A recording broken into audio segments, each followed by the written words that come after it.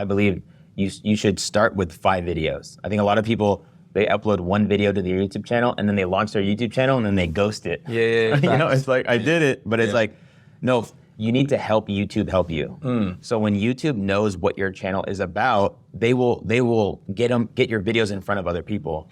And so if you have a concise, 5 videos on your channel to start with, and then you commit to like the 1 a week or whatever you can do consistently, that, over time, YouTube will be like, oh, this is a finance channel that specializes in budgeting. When people start looking for that stuff and when they like Dave Ramsey, maybe they'll start weaving in your stuff.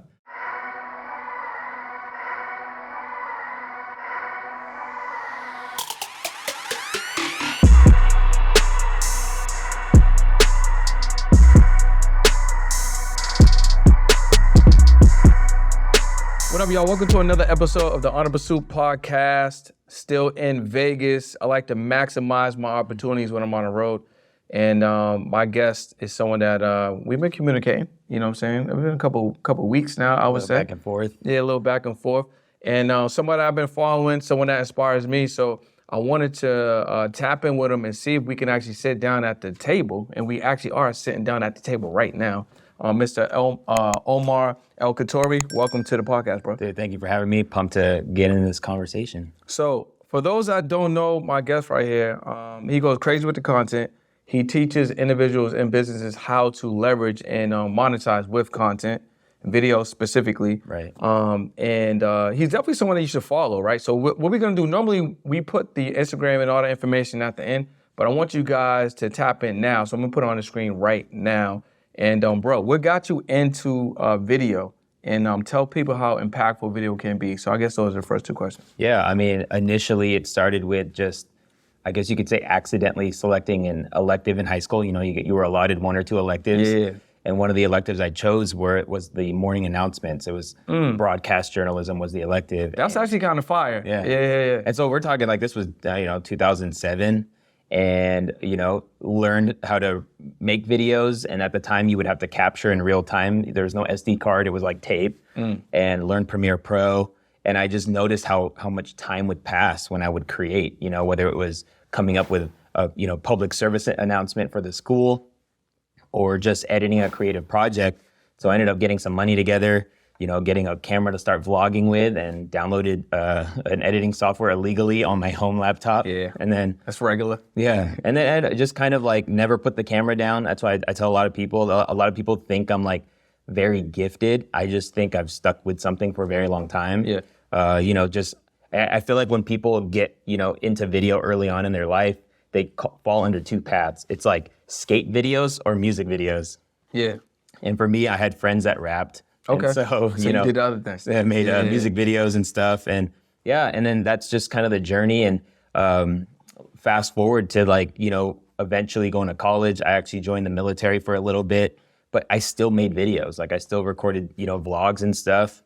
And it wasn't until I got hired at a church after I, graduated college, I then really started to hone my craft. And then just fast forwarding, still never putting down the camera, still creating content, get to a place where me and my friend Sean connect, and he is the CEO of Think Media. And, kind of like, long story short, it was him who started the YouTube channel where he wanted to just teach how to use video. And then in 2018, 2019, he asked me to go from being behind the camera, get in front, start teaching. And so here we are, just hundreds of videos later and tutorials later, live events later, and it's cool that I guess you could say I'm the guy that people are learning from, So I wanna ask you what that transition was like from you going from back to the front. Before we get there, what was on public service announcements like? So when you walk through the hallways in school, were people telling you like, yo, don't say this because I ain't trying to go to this class? What were those like? No, it was just kind of like making commercials to promote, whether it was like tryouts for a sports team or like, getting creative and like, hey, let's just encourage everyone to like pick up trash. Like, how can we make that creative and funny and engaging so that, because the announcements would play in your second period.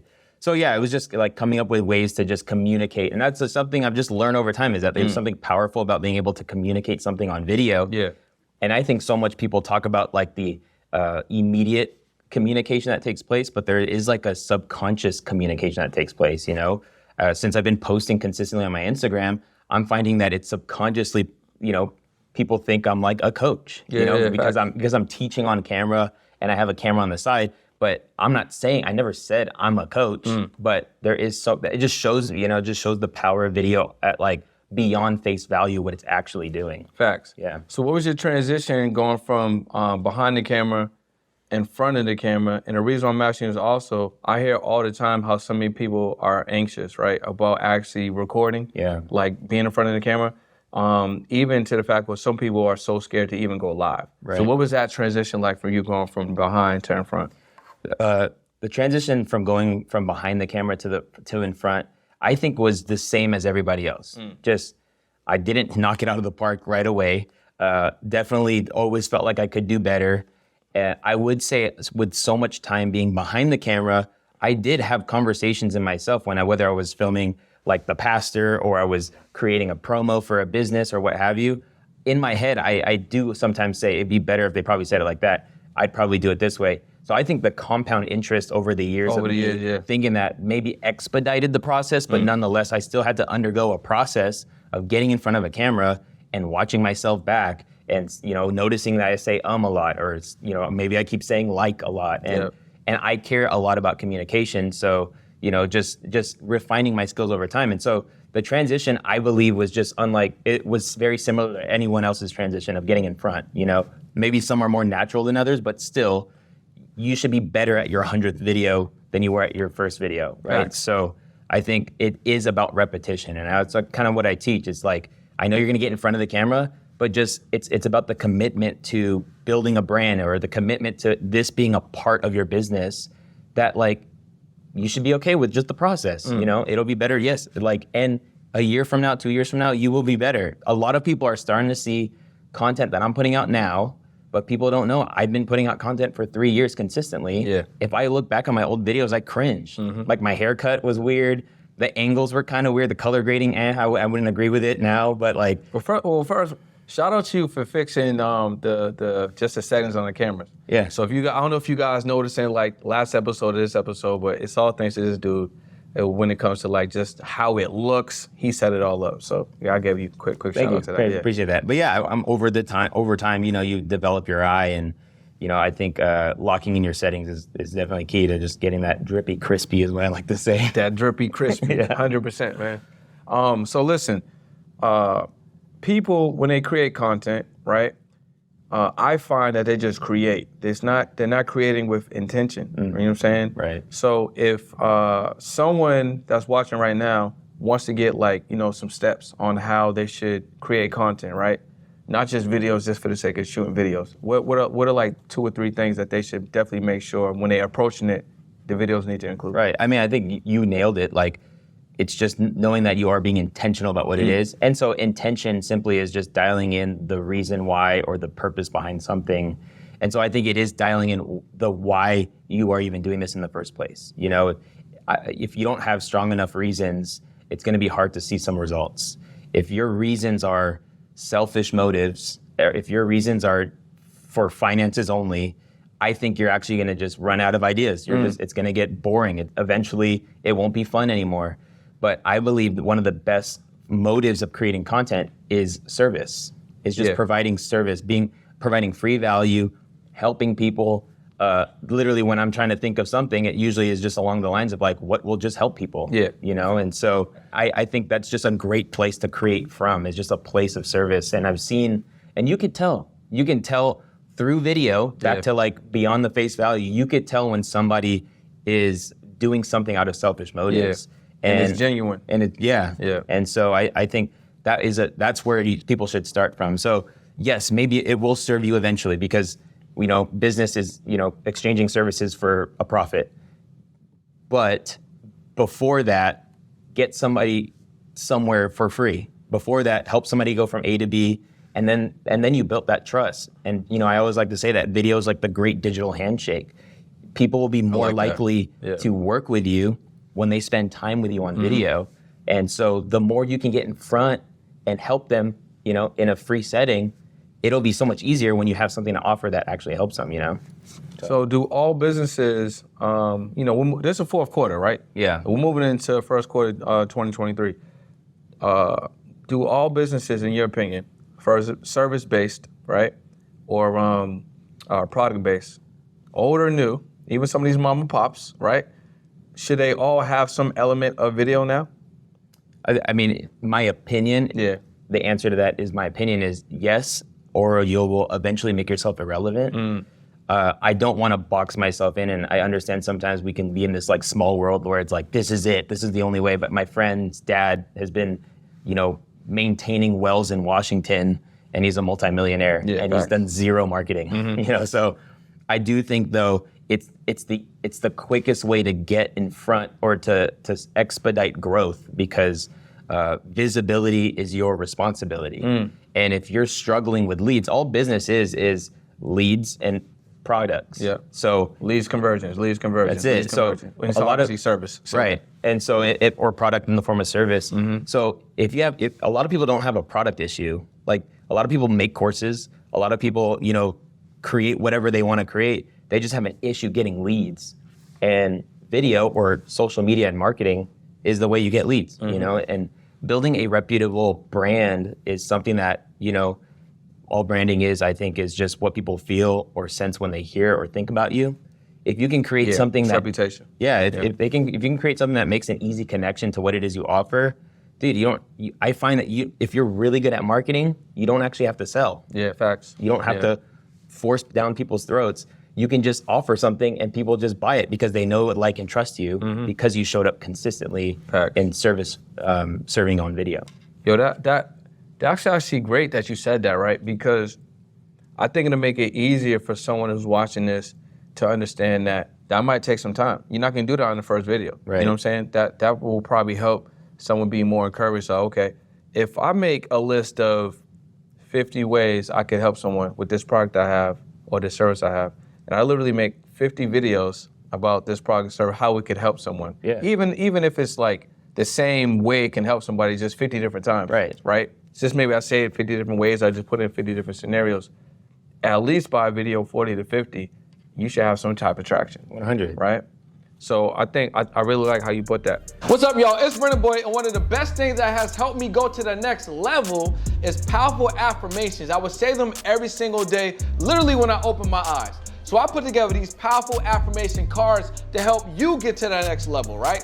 With powerful statements like, I live in abundance, or statements like, I'm not a prisoner of my limiting beliefs. Now, if you say these things to yourself every single day using the power of repetition, you're gonna believe the things that you wanna achieve. So look, grab your affirmation deck or your manifestation deck or your money manifestation deck. Let's grow your mindset and let's get you to the next level, right? Click that link below, grab your cards, let's go. Now, I know this is another question I have for you. I know some people are probably thinking this. When they make videos, should there be call to action? Should every video have a call to action, right? What do you think about that? I don't think every video should have a call to action. Now, call to action sales or call to action in general? I think there's it's again, back to my opinion, but like, I believe people are smart enough to know, what to do, right? If they want to go deeper, they will. I do think you should, but when you say like every video have a call to action of sorts, in the form of reels, I don't, I think you can just provide value. Instagram will get you in front of the right people. I've even noticed that even this last summer, I've been getting in front of people who've been wanting to get in a video. I never says follow me. I never say anything, but they subscribe because I show up consistently and they're watching the content. But you're a different animal, bro, because most people aren't gonna show up consistently every day. You know what I'm saying? Multiple times a day. I think it's a mindset thing, and a lot of people won't hit that consistency button until it gets to a certain point. It's like a switch. No, 100. You know what I'm saying? I think there's like a tipping point. However, with longer form videos, we always have a call to action. Facts. Like on YouTube, the call to action is either subscribe, the call to action is to check out the links in the description, the call to action is we have this free 1-hour masterclass, that teaches you how to grow on YouTube. So like we do have, and now we sell that spot for brands and sponsorships now. But I think in the form of like short form content, I think just it's short content. Like you only have so much time. And I just don't think you have to always do it. And then when you do, I think it actually stands out more. Yeah, it does. It's like, oh dang, he actually has something. Yeah, you did like Gary Vee, like you have to the jab, jab, jab, jab, jab. And then Right. finally you said something, so I'm gonna pay attention to this Right. one, right? He hit me with that hook. He's the perfect, obviously, and he preaches that, and he's the leader at that. But when he drops a product or an NFT, or it sells out. Yeah, facts. So, and I don't know, like, when's the last time you saw him do a call to action on a video? Yeah, he just gave me a hella game. Yeah, all and the maybe time. the call to action is like a challenge on you or something that you should be doing or something that you could be doing. And so it's more or less like giving homework than it is, telling to buy from me, Okay, so this is another question I get from people too, so I'm just ask you, right? How many accounts should they be on, right? Because people, I feel like they want to be omnipresent and they feel like they need a rush to do that. Like, I just opened up a TikTok account. I don't really even go crazy on Instagram, so I need to be here too, right? So how many accounts should somebody be on? Should they just focus on like one and just go crazy after one? Should it be two? Should it be something short form and long form? Two short forms, short forms? Dude, I think I based off of experience and what I see most people who are getting into it, they are spreading themselves too thin right at the beginning. That's what I wanted you kind of. Yeah, so I say focus on one. Now, if you approach the one in the right way, and I do have a bias as if you're gonna focus on one, I would focus on YouTube. Although I know it's the most difficult to kind of break through, but it's the most worth it, And here's why I say YouTube is because if you have the right content strategy, you can actually create YouTube videos that, because they're like, your 6 to 12 minute or however long you want to go, you can actually cut that stuff up into short form content. Facts. So then you're actually, I know that I've never seen a cat skinned, but you can like skin that cat a million different times. You scan video a bunch of times. Yeah. So I think if you can have a smart content strategy going in, going long form, and then using that long form to create the short forms, and I'm sure your audience, a lot of them are entrepreneurs and people who think differently. And I also think it's very underrated. I see what you did there. Yeah, a very underrated element to the journey is reinvesting back into your content. So what do you mean by that? I mean, if equipment-wise, strategy-wise, anything wise, but it more so in the things that are taking the most time. So I believe most people that are business owners don't need to learn how to edit video.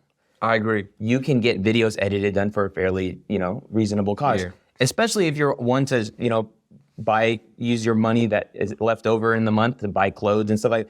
What if you took $150 and got 3 videos edited? Facts.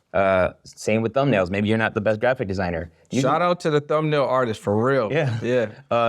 Thumbnails, it's between titles and thumbnails would probably be like the leading reason why somebody would want to click on a video. And this stuff could be, hired out, and I think we overestimate how much that's supposed to cost, but you could find cheap work nowadays, but it's very underestimated skill. But all that to say, I say if you're just getting into content, focus on one, but have a smart content strategy in place.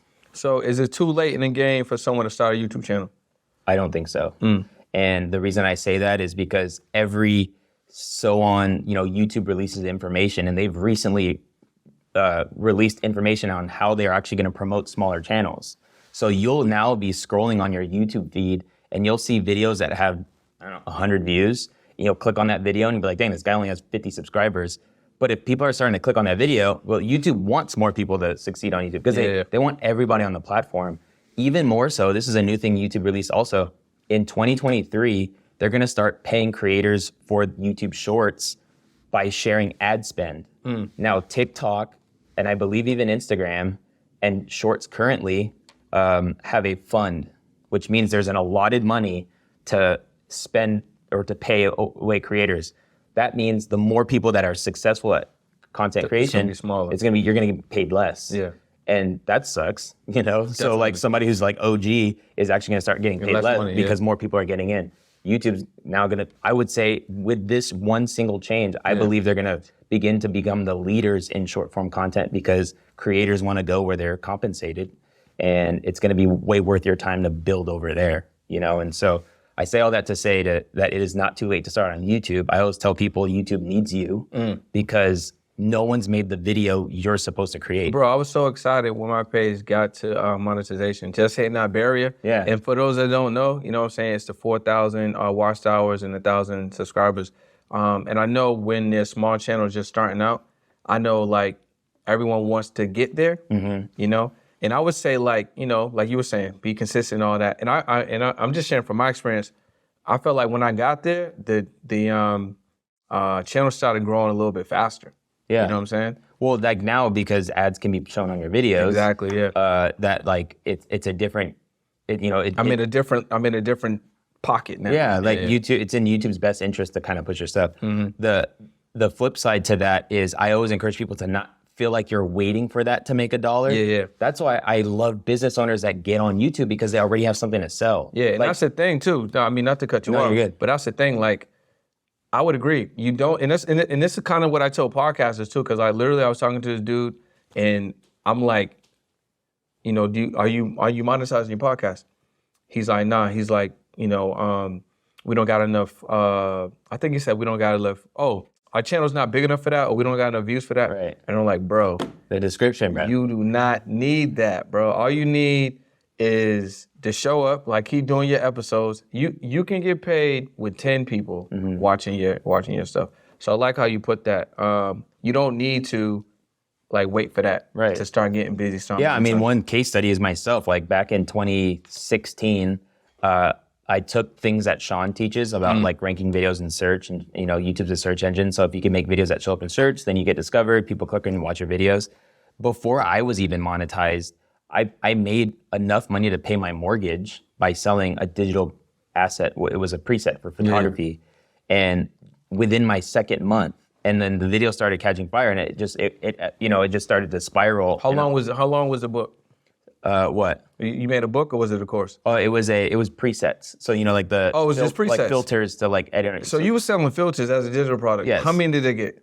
So yeah, it was like they were $25 for like a 4-pack. Okay. And I don't know, I sold maybe a couple hundred of them. So the reason why I asked you how many was in there is because I have a lot of people that always ask me when I tell them to make a digital product. I'm happy that you said presets too, because it can be anything. But they're always like, the first question they ask is, how long does it have to be? Right. I'm like, well, who's one of your favorite people? They might be like Beyonce, Jay-Z, you know what I'm saying, Elon Musk, whatever. So they'll tell me who their favorite person is. I'm like, yo, if this person dropped a one-page anything and it was XYZ dollars, would you buy that? And they're always like, yes. I'm like, all right, so you just told me that the length doesn't matter. Yeah. You know what I'm saying? So I'm very happy that you said that. For sure. Because it's really just about the No, dude, go on Canva, create a PDF, and then provide it. You know, and you could sell it for a low, or you can give it away for free and build an email list. And then while you're working on something to launch, then, you know, who knows how much that can grow over the course of time or whatever. But having something in the description is key to monetizing your videos immediately. You know, you don't have to wait for YouTube monetization to actually make money with your videos. Facts. So is shorts, if you're making shorts content, right? Is that interfering with your with your long form content on the same channel? Because I've heard I've heard a creator say, hey man, I would just make a YouTube channel just for my shorts only.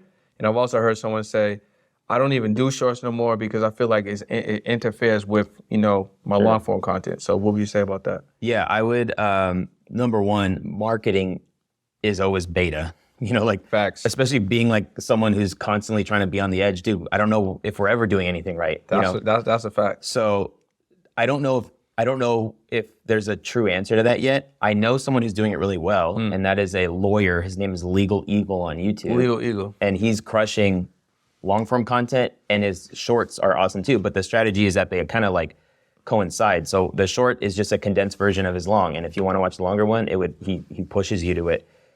However, I think the balance comes in knowing your own content, you know? So I personally wouldn't put shorts on a long form podcast channel because that's what the channel is about. Yep. But what you do see is people have highlight channels. Yeah, they got highlight channels. Yeah. And those are like 5 to 7 minute videos.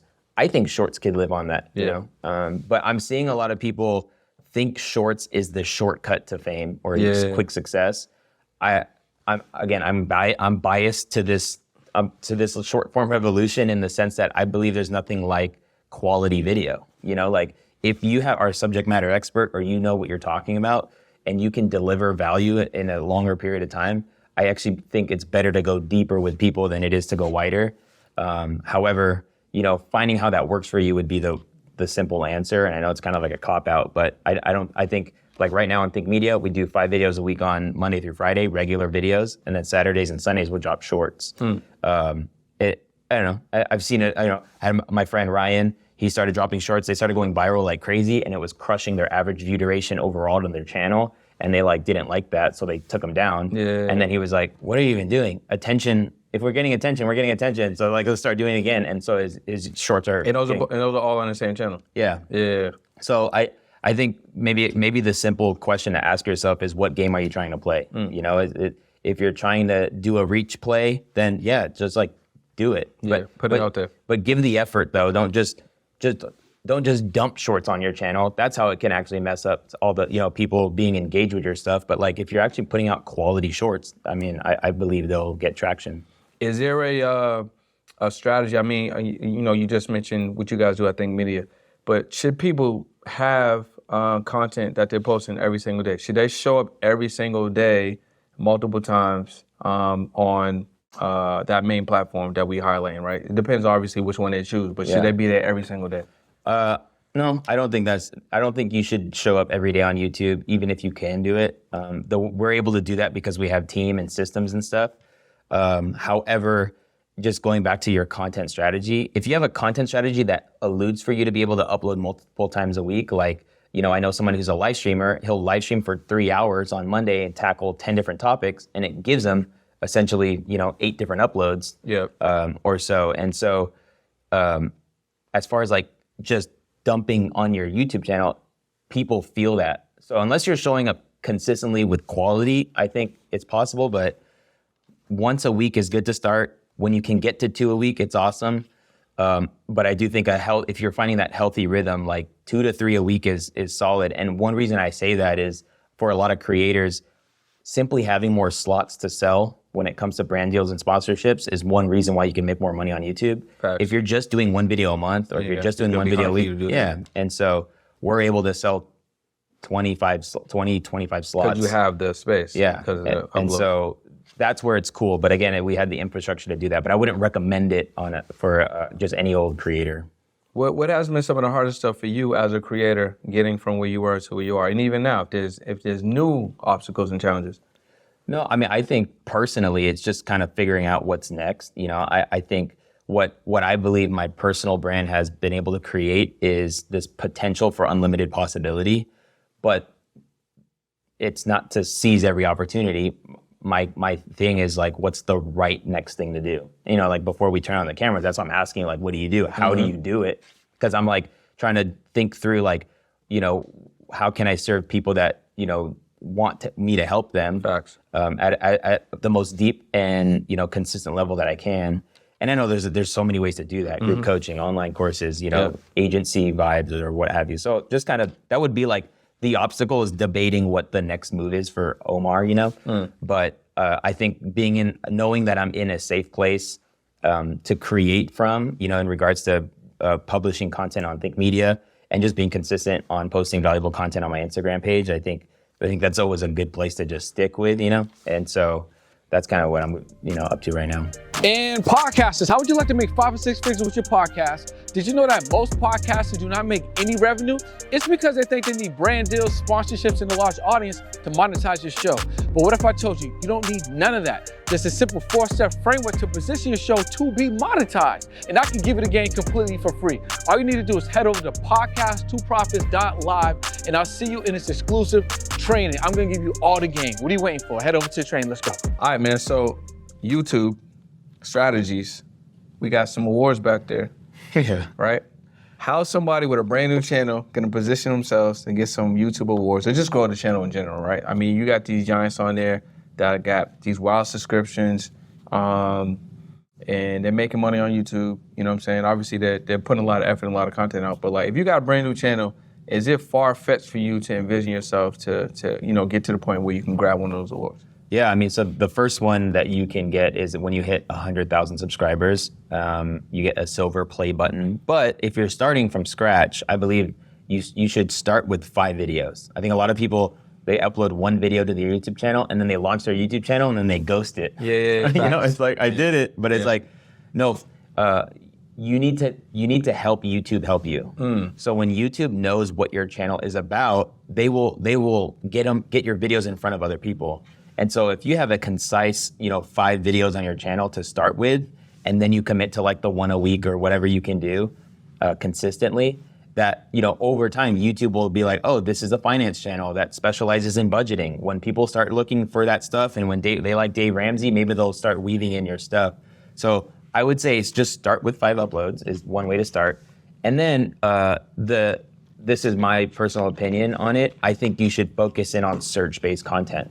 Yeah. So making videos around keywords that your industry or niche that you're trying to influence, that you make search-based videos around that. What questions are people asking around that stuff? If you've been doing what you've been doing for quite some time, you probably already get asked those questions. Yeah. We'll just make video versions of your answer, and that'll help in regards to video ideas. And we just found that even though we there's 2 games to play on YouTube, there's like the entertainment route and then the educational route. Number one, you can do both if that's you, but that's okay if not. If you are pure educational, you'll still reach people, and people will spend money on people that have educational YouTube channels. Yep. And so just answering specific questions is a very easy way to get in front of people. And then another thing I would encourage is trend surf or influence surf. If you can hop on something that's currently happening in your industry. So that's the same thing they could do on like an Instagram or TikTok too. Right. Just speak into it. You know, like if, you know, during 2020, a lot of finance channels caught wind, newer ones, because they hopped on the word stimulus check. That was a word that was not really used. And then literally you became the news update on what's happening with the stimulus check, and people were getting discovered because they were putting out content around that keyword. So finding out what that is for you, finding the trends, and even, you know, with Think Media, cameras have been the initial thing. Cameras had more influence than our channel itself. So we're using the influence of the camera to draw attention to us. And so in the same way, figuring out what that looks like for you. And I'm sure as I'm talking, you're probably getting some ideas, but those are 2 ways: just getting in front of people by using something that's that you're writing the influence of, or just answering specific questions. And for them to tap into the keywords, right? Are they using websites like Answer the Public, or just literally typing what they want to search for in the YouTube search, which will give them like maybe like the ending of the sentence of that phrase? Is that how they find it? That's totally one of the easiest ways to do it, is to simply put the keyword term in the YouTube search bar, and it'll recommend and show you what people are actually searching. Answer the Public is a great resource as far as phrasing questions. You know, like you put in a keyword in Answer the Public, it produces tons of questions, and those could be good video ideas. Another little hack I like to teach people is to go in Google, put your keyword, and then put the word article, and then search Google for articles written around your keywords, and look at the titles of those articles. And those are usually good YouTube video titles as well. That's actually pretty fire right there. That's if I had a bomb, or I don't know, I need some type of bell or something, or maybe some smoke or something, but that would be definitely smoke worthy right there. That's pretty crazy, because people always ask, like, what should the video be about? Yeah. You know what I'm saying? How long should the video be? You know what I'm saying? Like, I put this video up and they get discouraged because there's no views on it. You know what I'm saying? So all those things that you're saying, because we're YouTube educators, we have videos on. How to get, if you're getting 0 views, try this. Yep. You know, how to get your first 1,000 subscribers. What title formulas, we have videos around those things. And I think one thing. And this is Think Media. Yeah, on Think Media. And one thing I just want to encourage people with too is just to have a pulse on who it is you're helping. You know, like if you're so disconnected, yes, it's going to be harder to, you know, help them, or it's going to be harder to come up with video ideas. But if you have a pulse on who it is you're trying to help, I actually think it's going to be easier to create content, because you're like, I answer this question 10 times a week. You know, or I'm gonna just make this video. Yeah, right. Yeah. That's a good point. So you specifically, when was it that you were able to lock in on helping people with video? Because obviously you've been making video, but when was it like, you know what, I think I specifically want to speak to entrepreneurs or business owners around how they can use a video to grow their businesses? Yeah, I mean, really, I would say an unlock moment. You know, I was doing freelance work around 2017 or so, and I was approached by a business owner here in Las Vegas, and this couple owned a business, and they did lash extensions. You know, the ladies were like, "Yeah, I know lash extensions." Guys are like, "What is he talking about?" But essentially, you know, lash extensions. So they started, you know, a brick and mortar, and then they grew it to like 2 or 3 brick and mortars here in Las Vegas. But they immediately, in their like 2nd or 3rd year, started creating supplies. And they created tweezers, they created lashes, they had their own glues. tapes and all that stuff. And then he approached me, the owner. We were going to the same church at the time, and he said he saw how my YouTube channel had, I had like 5,000 subscribers, but I only had like 9 videos. But I told him the strategies, like make searchable videos, people discover you, and then they subscribe. And he said, "Can you do that for us?" And I didn't know what it would ultimately do for their business. You know? This was the first client. Yeah, this was like my first client where I was running a YouTube channel for them. They didn't even do anything. They had 0 presence.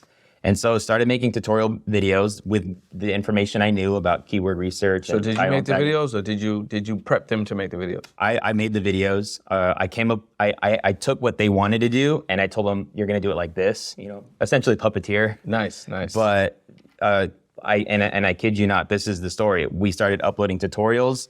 They were doing 30 grand month over month while spending 15 grand in ad spend. They were paying somebody to do ads, and they were making $2 on every dollar. And it was and the ads were on YouTube. No, that was just Facebook ads, Okay, Instagram Facebook ads, and stuff gotcha. like. So here I come, and I start this like organic marketing strategy. Okay, just posting wait, videos on YouTube. hold on. I want to make sure people, because Yeah. it sounds like you about to go somewhere. I'm and going I somewhere. just want to make sure people are getting this right. We're gonna slow it up. So they were spending money on ads. Yes. On Facebook, Instagram. Yes. Right.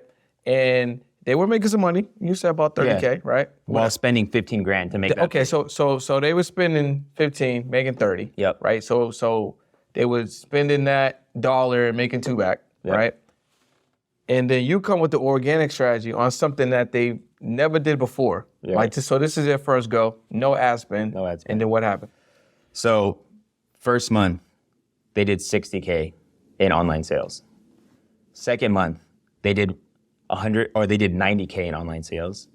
And then for the next 8 months, they were doing 30 grand month over month, all the way to the point where they were doing about 220 grand a month in like 8-10 months. It was kind of unreal. Their brand, they quickly became the #1 brand when it came to lash.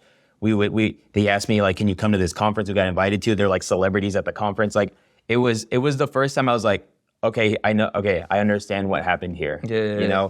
And this is where I find like if you're in the position to build out a business that provides an ecosystem of a service, that you can actually take over an industry. If you provide services, if you have a product, and if you have an educational wing. So when it comes to education, the YouTube videos were crushing, but they also had in-person education, and they were certifying lash artists to Facts. become. And then those lash artists were funneling into their service-based business, which was like Because the once brick they and mortar. graduated, they you know what I'm saying? Right. Yeah, I got that. But these lash artists need supplies, and so they had the supplies to.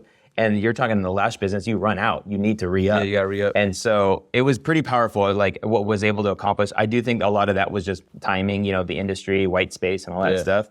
However, it did show me the power of video, and it showed me what it can actually do.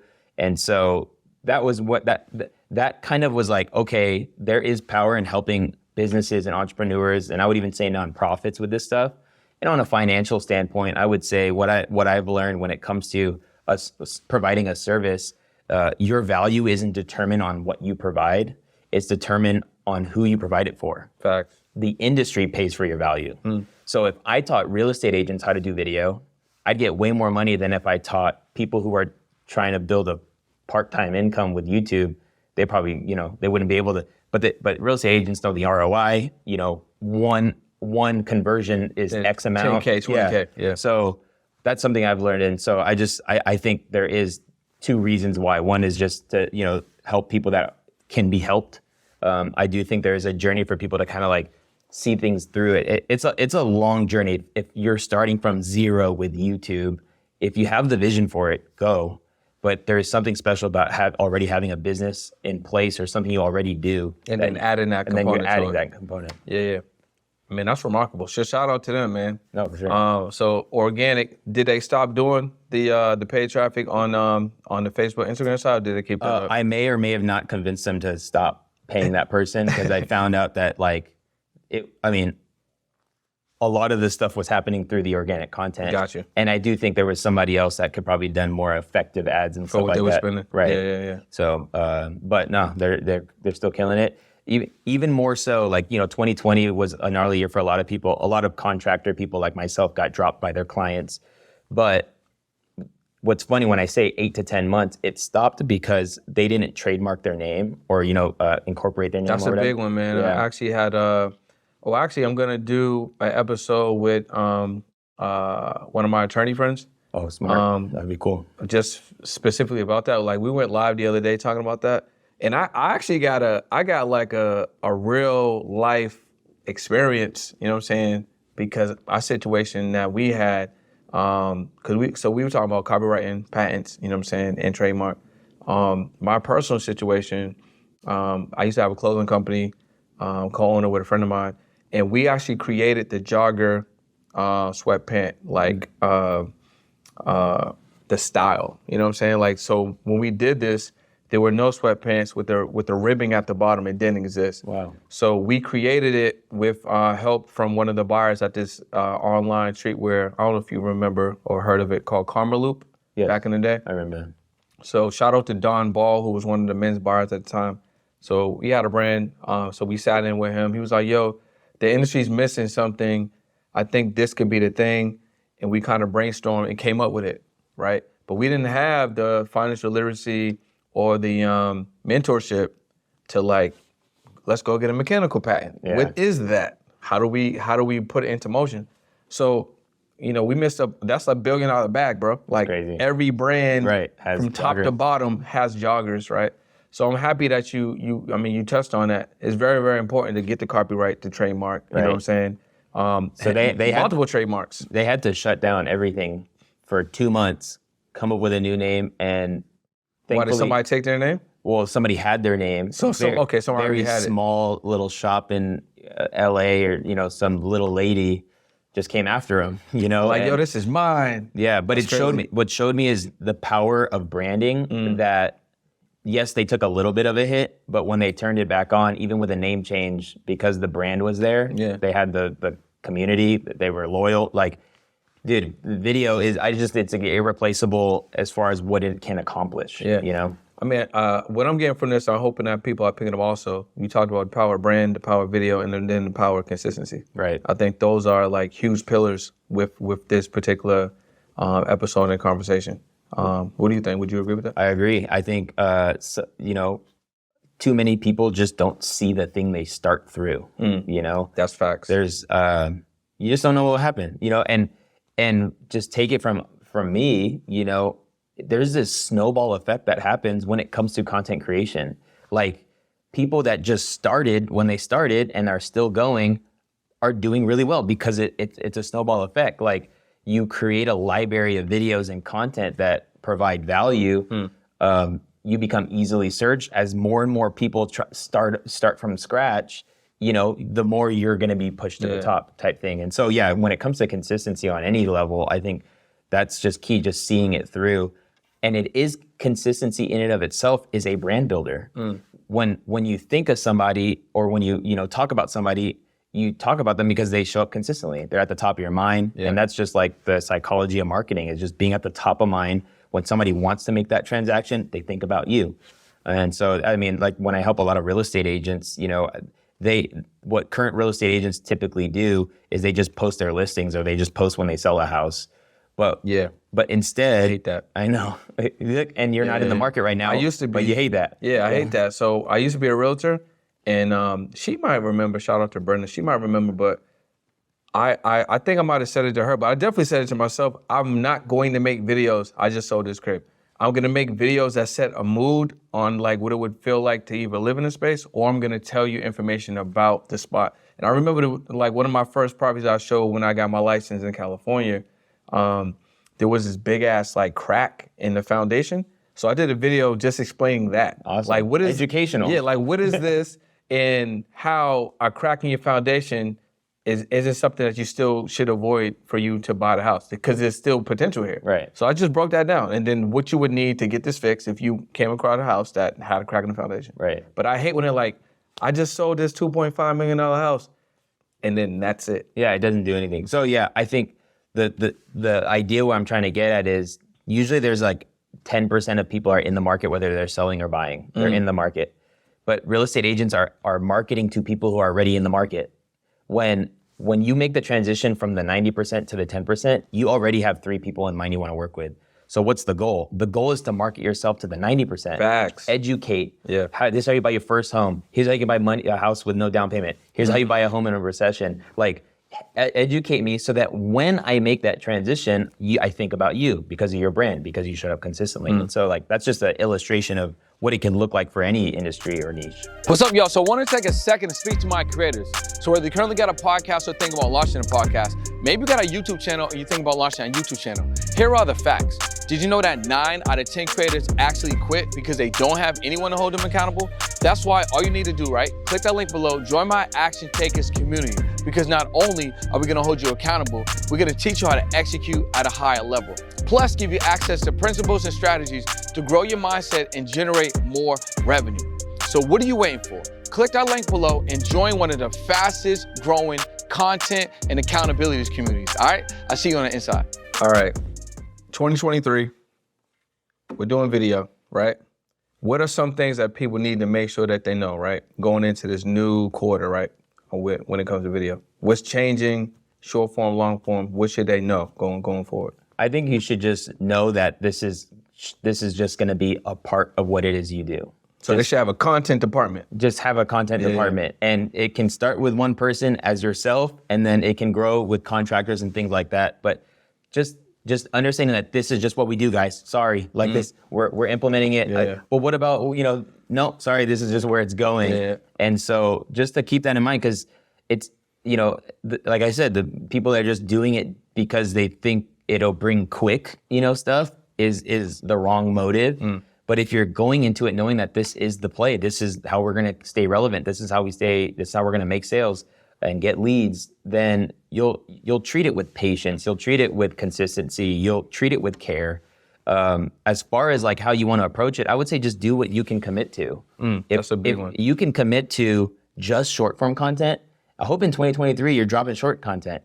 If you're like, no, dude, I can crush, 8 to 15 minute videos, crush 8 to 15 minute videos. If you think you can hit live streams and start a cool, a smart content strategy where you're going live and then you cut that up into multiple things, do the live streaming. I think it's just doing what you feel like works best. Something that I found where I found that I shine when people ask me questions, because I've been doing what I've been doing for a long time, and that came from literally testing a setup that I built for a friend, and we're like, hey, let's just test it out. He's like, I'm gonna just ask you like 5 questions, and I was like, dude, we had the cameras rolling, and I had like 30 reels that came from that conversation. That's crazy, yeah. The conversation never went live, but I was like, okay, there's a way I can actually show up consistently on Instagram. It works. So now I have a camera rolling anytime I'm shooting content, like what I'm doing right now, and so it's producing content, like. And one unlock, this might not be for everybody, but one unlock is to not make content and to be the content. Be the content, yeah. And that's, like I say, it's not for everyone, but if you are someone who gets asked questions a lot, if you are doing consultations, if you do coaching, coach with a camera on, and you don't have to look directly in the camera, but you yourself can be content. So, I mean, I think 2023 is just a commitment to consistent video uploads on the one platform you decide to dominate. And if you can do more, but stick with one, I think would be the wise move. All right, so we got the Omar El-Takrori Academy, right, coming out. What are like 4 things that they got to learn when they graduate? For what? From your personal academy, if you have one, what's 4 things they got to know when they graduate? 4 principles. 4 principles, I would say number 1 is to lean into awkwardness. If there's an uncomfort or a resistance, chances are you're probably supposed to go That's to the space, go right? to it, Second is to not lose yourself in the process. It's been cool to go to certain conferences and stuff, and in certain rooms I'm recognized that, and people want to take selfies with me. It's very weird. Yeah. But like, I mean, you told me that the other day. Yeah. But one thing that keeps me humble is that I just still want to be the best husband I can be to my wife and the best dad I can be to my daughter, and be connected to my community of faith in my church, and that keeps me humble. I think having something in place where you have relationships that keep you grounded and could speak truth into what you're doing, and could be like, yo, you suck on video. Like, so who can tell you that? Facts. Or somebody who can like in genuine say like, dude, your content's very helpful. And some guy called me from high school yesterday. random phone call, and he's like, yo, I just wanted to hit you up. I was like, okay, what's up, dude? He's like, bro, you're inspiring, bro. I was like, dude, thanks. I appreciate that. But came from a genuine place. It was just cool conversation. The third thing I would say is just when you don't feel like doing it, do it. You know, that's a heavy one. Oh, that's a heavy one right there. There are weeks I don't want to make content. I show up every week on YouTube with at least 2 videos a week that drop on Think Media. I don't want to make videos every week, but because I did rain or shine, I'm gonna create 2 videos a week, and so however I can get there, and it's often in those constraints of when I don't feel motivated to do it, I believe is why it's made me a better content creator, and I'm more proficient on video. It's easier to make videos. I don't really even script videos all that much unless I'm doing a training or a teaching. So just doing it when you don't feel like it. And then I think the fourth thing is to have fun. That was heavy. Don't forget, we're just making videos, y'all. Yeah. Like, at the end of the day, We're just making videos. Like, there are moments and seasons where it gets serious at Think Media, and I just gonna be like, yo, we're teaching YouTube. Yeah, like, facts. what a blessing. Like, let's not lose sight of this. I know, like, dude, we get so into the analytics and like, this, that, and the other, and it's like, bro, we're helping a lot of people. Like, go read comments. That is super helpful. That's what's so cool about posting consistently is you're rewarded when you post consistently. You're rewarded with analytics that you can study and look at and improve, but you're also rewarded with comments and feedback. And those 2 things you're able to get if you're actually posting consistently. But dude, it's so cool. And so we get so encouraged by reading those comments on our videos and people, just getting that unlock or starting that podcast, or they watched the video and they started a business. They're like, dude, how cool is that? This is fun, man. And because the videos are anchored and evergreen, you can help somebody 8 months from now from a video you made 8 months ago. Right. Which is crazy when you think about it. You No, know what I'm saying? it's insane. Like, and so that's the power of video. That's how you can reach people in your sleep. That's how you can, we say views while you snooze, and you can sell something at 3 a.m. in the morning, and at one point you were never able to do that. At one point, you were never paid to market your business. Facts. We live in a world where you are actually financially compensated if you can market yourself correctly on social media. These platforms will pay you to market. That's true. Yeah. And then even deeper, brands and sponsors will pay you to essentially market your business. Facts. It's a weird time. Yeah. It's a good time. It's an awesome time. Yeah. And so don't miss out on this opportunity. And I know if you're watching or listening, you feel it, like, I'm supposed to do this thing. Follow me on Instagram if you want to be encouraged. I'll never post anything that will condemn you, but just let me encourage you in that you should lean into it. Don't lose yourself in the process. Have fun and be consistent. Any books changed your life that you would recommend for people watching and listening? Yeah, some books. Definitely the 4-Hour Work Week by Tim Ferriss. Not that I work 4 hours a week. It just changed my mindset on work. It just taught me that I can do smart work. That everything I do should have intention and could have a lasting effect. And if it's taking away too much time, maybe it's time to hand it off or find another way to do it. So 4-Hour Work Week was definitely one that changed my perspective. The Miracle Morning, I think it's Stephen Elrod. Kind of taking a hold of your mornings has changed my life. And I would say that was around 2017 or 2016. I read that book, and I found that if you approach your day, and you pick up your phone and you start reacting immediately, everything you do throughout your day is now going to be in a reaction. Yeah. So your decision making reactive, your emotions reactive. But if you can control the first hour of your day and be proactive, the way you approach your day and your decisions are now going to be proactive. The compound interest that can happen over the course of months and years of you making proactive decisions will literally change your life. So Facts. I think those were 2, I guess you could say, help me in business. Yeah. I got my John Maxwell, if you want to grow in leadership, 50 Laws of Leadership is huge, but anything from John Maxwell will be incredible as someone who leads anything. I think you should follow him. Yeah, I would agree with that. I went to, there was a store closing, Santa Monica. We went and racked up, bro. We got 40 bucks. And I definitely picked up I think it was 6 or 7 John Maxwell books because I wanted to become a better leader. So I was like, I need to grab those. So you mentioned how your morning can set your day. What's your specific morning routine that works for you at the moment? At the moment, my mornings look like me. Number one, it starts at night. I charge my phone in the kitchen. I don't put it in the room, so I'm not like scrolling at night. I know I'd be susceptible to that if it's in proximity. So keeping that away. Kitchen counter. Kitchen counter. And then first thing when I wake up in the morning is I start the coffee. I'm a coffee connoisseur. So you get out the bed and go to the coffee. Yes. Oh, eyes open. Eyes sheets open. moved. Yes. Stand up. Coffee. Coffee. Okay. Usually single origin Ethiopian. All right. I have a burr grinder that grinds consistent beans, and I make about 6 cups of coffee that me and my wife split. And then I go brush my teeth, and then I grab my Bible and I read whatever day of the month it is the Proverbs I'll read. There's 31 Proverbs. Mm-hmm. And so I'll read the proverb of the day, and then maybe 2-3 chapters in the New Testament or whatever book I'm in.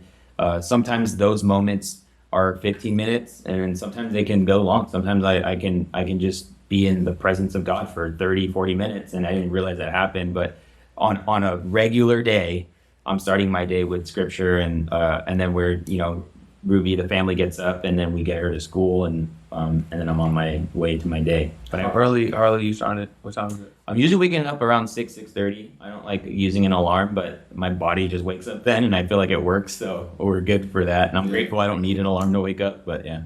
Man, I really appreciate that. Do you have a nighttime like setup as well? I wouldn't say I'm not too big on night. I would say knowing myself, like there's this other book, we just got over the book thing, but it's called I know we just got over books, but this book called At Your Best by Carey Nieuwhof, he essentially talks about your zones. Like we have a green zone, a yellow zone, and a red zone. Yeah. And I found my green zone is in the morning. Usually you have a 3 to 5 hour window when you're in a green zone. When you're at your sharp, you're sharp. That's when you should do your most important work. And kind of going back to Miracle Morning even. But like, that's why I like to plan in the morning. That's why I like to give God my morning, because I'm sharpest. And then I like to give my family my morning because I'm my sharpest. I start getting in my red zone around 2 p.m. I don't know. And I'm grateful that I have work where I can just call it good for the day and, go smack around a golf up here in Vegas. But I have found that like I've already kind of winded down. But, depending on the night, usually we'll, have dinner with a couple from our church, or me currently at this moment, like me and my wife are doing premarital counseling for a couple of couples at our church. And so a lot of times the nighttime goes to relationships, and that's just the way we like wind our day down. But as far as like nighttime, I don't really have a nighttime routine. It's kind of just, I usually fall asleep on the couch.